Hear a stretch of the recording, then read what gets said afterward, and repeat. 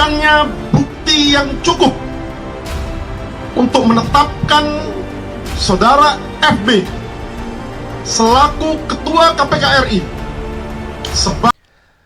Selamat pagi para netizen dimanapun kita berada, salam inspirasi bagi kita semua ya. Menarik begitu kan, ternyata hari ini Firly Bahuri ya ditetapkan sebagai tersangka ya. Inilah bobroknya KPK hari ini.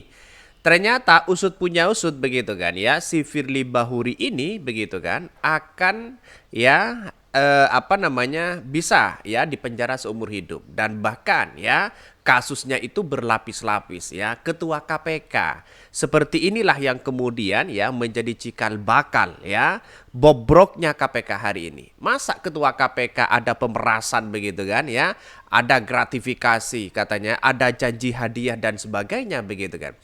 Ini semuanya kalau kita berbicara terkait dengan Firly Bahuri, bisa saja Firly Bahuri ya diancam ya penjara seumur hidup. Karena di satu sisi bagi Firly Bahuri di satu sisi menjadi tersangka, di satu sisi dia kasus berlapis begitu kan ya.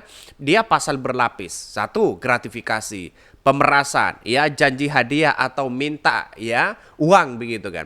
Inilah yang seharusnya kenapa Firly Bahuri dari dulu begitu kan sudah ketahuan ya, tapi saking kuatnya Firly Bahuri hari ini begitu kan sudah menunjukkan ya kekuatan itu menjadi melempem hari ini begitu. Ya, ini ada kaitannya juga ya dengan Firly mengatakan akan menangkap Harun Masiku. Artinya apa? Kalau Harun Masiku dengan Firly Bahuri, lebih kuat Harun Masiku dibandingkan dengan Firly Bahuri.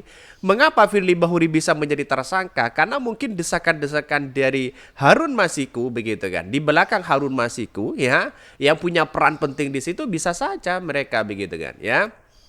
Ini KPK Firly Bahuri ditetapkan ya sebagai tersangka pemerasan ke SYL. Ini sangat luar biasa, pemerasannya tidak tanggung-tanggung. Ada 3 lapis pasal yang kemudian untuk mentersangkakan si Firly Bahuri. Sekarang akhirnya apa? Ya KPK, MK, ya Bawaslu ya sudah menunjukkan bagaimana sebagai institusi negara yang dipercaya oleh rakyat, tapi pada hakikatnya ya memainkan hal seperti ini. Ini kacau mereka begitu kan. Jadi melihat dengan reputasi jabatan dari seorang Firly Bahuri ya dari dulu itu memang sudah menyalahgunakan begitu kan. Sudah 1 tahun yang lalu mereka. Jadi kenapa masih ada pemerasan, gratifikasi begitu kan ya, saking kuatnya Firly Bahuri di situ. Dan akhirnya ya kita buka saja mereka begitu kan. Ya, Kapolda Metro Jaya sudah menunjukkan ya netralitas, menunjukkan bahwa apa yang dilakukan Firly Bahuri benar-benar salah di situ begitu. Banyak sekali pro dan kontra, tapi saya yakin dan saya yakinnya bahwa apa yang selama ini dilakukan oleh Firly Bahuri ya itu kekeliruan besar sebagai institusi negara di situ begitu kan. Ini bahkan ya dulu dia paling bernafsu ingin memenjarakan Anies Baswedan. Wow, ya bisa saja ini karma Anies Baswedan di situ begitu. Daripada seumur hidup ya ngabisin makanan ya tembak mati saja. Ya bisa juga begitu kan. Ya, Ketua KPK tipikor harusnya hukum ya cambuk atau mati katanya. Ini banyak sekali pro dan kontra begitu kan. Dengan adanya situasi politik ya diam-diam ternyata si Firly Bahuri melakukan seperti itu begitu. Melakukan pemerasan kepada orang-orang yang menjadi tersangka di situ. Kapok ya sekarang ya. Lucu banget emang negeri ini ya, panjang umur NKRI-ku ya, ketua KPK tapi kena korupsi. Ya, kita lihat saja bagaimana bobroknya di KPK ya beberapa bulan yang lalu begitu kan. Ya kita ungkap saja, di KPK itu ada korupsi ya satu. Yang kedua itu adalah ada asusila begitu kan. Jadi ada koruptor yang istrinya kemudian dijadikan sebagai esek-ecek begitu kan ya. Kalau bahasa sekarang esek-esek begitu kan. Jadi artinya apa? Artinya kan sudah menunjukkan kebobrokan KPK, tapi Dewas KPK tidak memecat Firly Bahuri sejak dulu mereka begitu. Jadi logika seperti inilah yang kemudian ya ngotot untuk mentersangkakan Anies, lalu kemudian satu sisi begitu tidak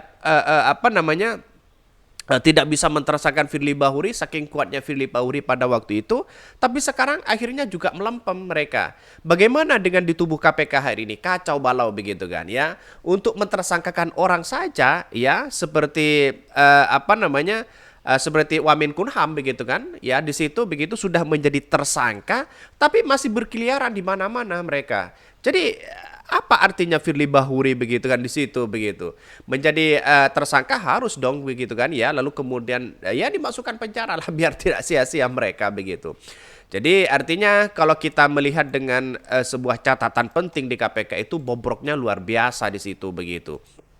Bahkan ini, Ketua KPK Firly Bahuri ditetapkan sebagai tersangka pemerasan ke SIL. Polisi menetapkan Ketua Komisi Pemberantasan Korupsi KPK Firly Bahuri sebagai tersangka kasus dugaan pemerasan terhadap mantan Menteri Pertanian ya, Mentan Syahrul Yassin Limpo.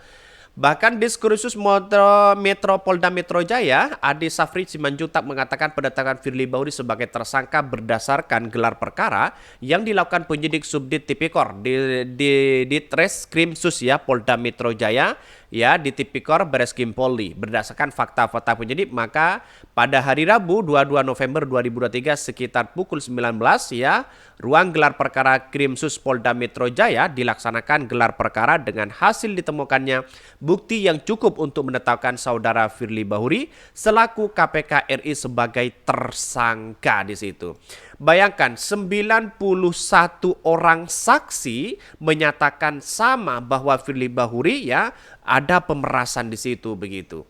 Jadi ini kesempatan bagi Firly Bahuri, bagi orang-orang yang kemudian punya problem besar ya, tidak hanya di tubuh Menteri Pertanian, tetapi di yang lain mungkin orang-orang yang terpojok, orang-orang yang punya kasus di situ bisa saja ada pemerasan-pemerasan ya oleh Firly Bahuri. Kita tunggu saja mereka begitu.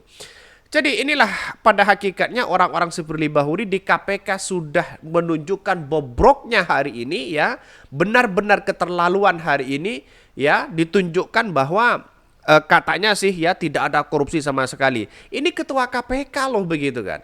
Kalau kemarin anak buahnya Firly Bahuri di dalam tubuh KPK sendiri yang melakukan korupsi, asusila dan sebagainya. Ini apakah Indonesia dipertontonkan seperti ini begitu?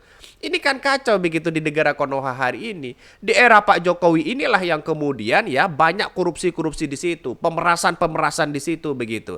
Akibatnya revisi undang-undang KPK tidak terlalu masif ya, seolah-olah ya begitu pro terhadap mereka begitu kan. Dan inilah ya kalau Anies Baswedan menang janjinya apa? Akan dimiskinkan. Itu paling baik begitu kan di situ begitu.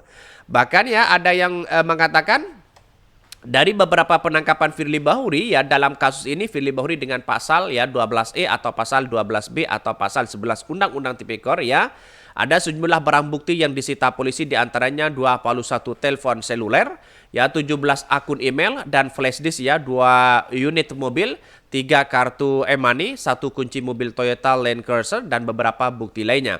Bahkan ya ada pula ya barang bukti berupa dokumen penukaran ya valuta asing senilai 7,4 miliar dalam pecahan dolar Singapura Amerika Serikat. Bayangkan, ini tak tanggung-tanggung begitu kan ya, ditemukan hal seperti itu begitu. Ya bisa saja Firly Bahuri akan dihukum seumur hidup di situ begitu kan. Akibat ya ketua KPK-nya hari ini begitu kan ya, benar apa yang disampaikan Novel Baswedan, ada bukti tapi pada saat itu begitu kan ya, saking kuatnya Firly Bahuri maka tidak ditangkap begitu kan. Dan sekarang agak melempem Firly Bahuri. Sudah ada banyak bukti-bukti yang mentersangkakan Firly Bahuri begitu kan. Tidak mungkin lah ya perkara sejak lama di situ di Kepolda begitu kan ya. Lalu kemudian ada 2 alat bukti, 91 saksi di situ didatangkan, maka kemudian yang terjadi benar bahwa ada pemerasan, ada gratifikasi katanya begitu, ada janji-janji hadiah. Wow, ini gimana begitu kan? Sayang 1000 sayang begitu ya. KPK yang sudah dipercaya oleh masyarakat ternyata hari ini wah luar biasa begitu kan. Jangan-jangan orang yang menangkap OTT itu begitu kan ya kepada orang yang tersangka KPK ya bisa saja ada sesuatu yang dimainkan oleh mereka begitu. Ketua KPK Firly Bahuri telah ditetapkan sebagai tersangka kasus dugaan pemerasan terhadap Syahrul Yassin Limpo. Polisi mengatakan Firly terancam hukuman penjara seumur hidup. Status tersangka kepada Firly disampaikan oleh Diskrimsus Polda Metro Jaya, Kombes Ade Safri Simanjuntak pada hari Rabu. Ade mengatakan hasil gerak perkara penyidik memberi keyakinan kepada penyidik untuk menaikkan status Firly sebagai tersangka. Ade lalu menjabarkan jeratan pasal yang disematkan kepada Firly. Ketua KPK itu dijerat dengan sejumlah pasal terkait tindak pidana korupsi, ya, pasal 12E, terus kemudian 11, ya.